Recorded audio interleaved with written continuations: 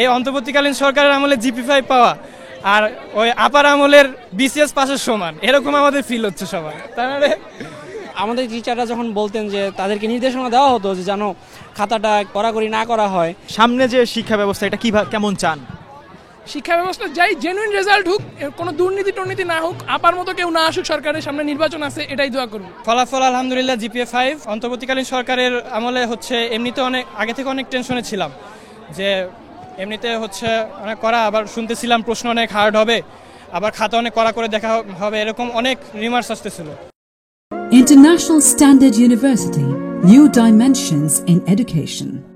তো সব মিলে অনেক নার্ভাস ছিলাম। তো রেজাল্ট পাওয়ার পরে এক্সপেকটেশন অনুযায়ী আলহামদুলিল্লাহ অনেক ভালো হয়েছে রেজাল্ট। গতবারের তুলনায় এবারে পাশের হার অনেক কম, এই বিষয়টি আপনি এই বছর খাতাও যতটুকু শুনছি যে অনেক কড়াকড়িভাবে দেখছে।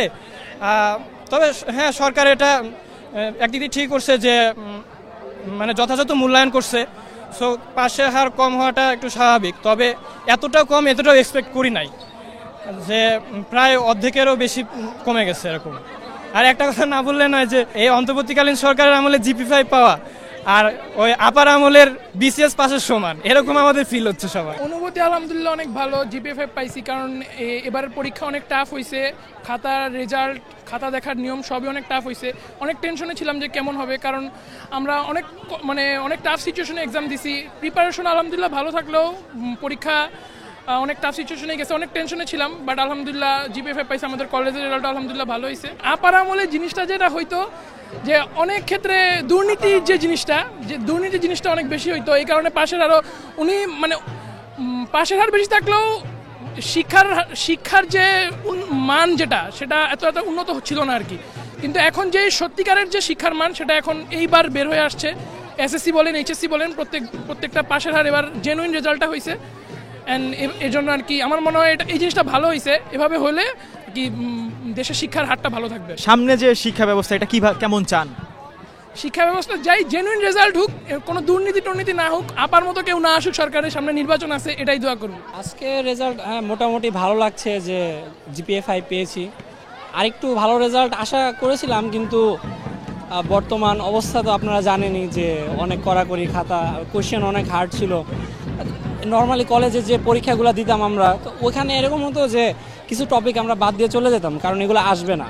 বাট এইচএসসি রেজাল্টের সময়, পরীক্ষার সময় আমরা উল্টা, যেগুলো আসার কথা না ওগুলো আমরা আগে দেখে যেতাম। কারণ হচ্ছে আমাদের টিচাররা আমাদেরকে বারবার সতর্ক করছে যে এরকম একটা পরিস্থিতি হতে পারে, পরীক্ষার প্রশ্ন আগের মতো হবে না। তো পরীক্ষার প্রশ্ন যেমন ছিল, আমার প্রস্তুতি যেমন ছিল, সব মিলিয়ে ঠিক আছে, জিপিএ5 ভালো রেজাল্ট। যখন আর কি নির্বাচিত সরকার থাকে তাদের তো একটা টেনশন থাকেই যে শিক্ষার হার বেশি দেখাতে হবে, উন্নয়ন বেশি দেখাতে হবে, বিভিন্ন প্রেশার থাকে তাদের।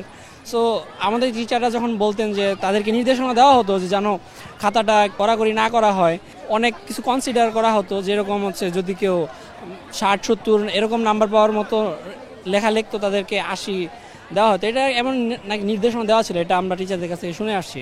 এবার হয়তো বা ওরকম কিছু বলে দেয় না, টিচারদেরকে বলছে আপনারা আপনাদের মতো করে খাতা দেখেন। এইখানে আর কি এটাই যে যার কারণে পাশের হারটা কমে গেছে। আর অনেক স্টুডেন্ট তারা হচ্ছে আর কি সিরিয়াসলি নেয় নাই, যে টিচাররা আমাদের সতর্ক করে আসছিলেন যে এবারে একটা দুর্ঘটনা ঘটতে পারে, যে এবার রেজাল্ট খারাপ হবে। এটা আর কি অনেকেই আর কি নিছেন সিরিয়াসলি, তারা ভালো রেজাল্ট করছে। আর যারা আর কি সিরিয়াসলি নেয় নাই তারা হচ্ছে খারাপ রেজাল্ট করে ফেলছে।